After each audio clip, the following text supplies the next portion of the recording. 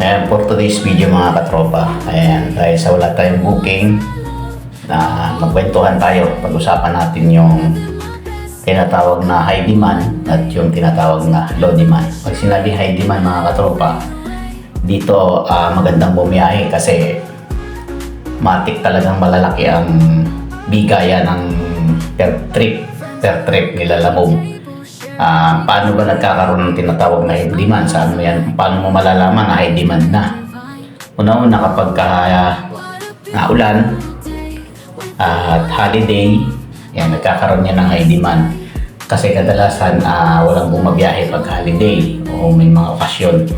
Katulad ng December, ayan, high demand yan. January at saka November, yung mga high demand yan. Ibig sabihin, walang masyadong bumabiyahe kaya tinataasan nilalabog na ang rates para maraming kahit holiday bumiyahe pa rin yung mga riders.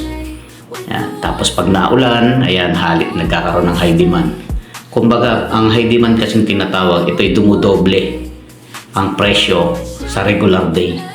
Halimbawa, kung ang regular day is 100, magiging 200 yan.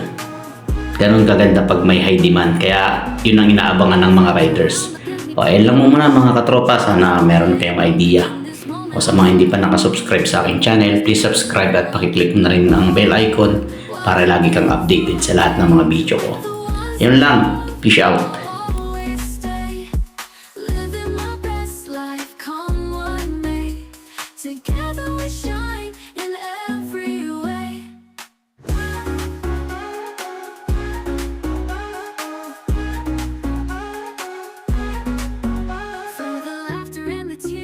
Treasure this through all the years, hand in hand.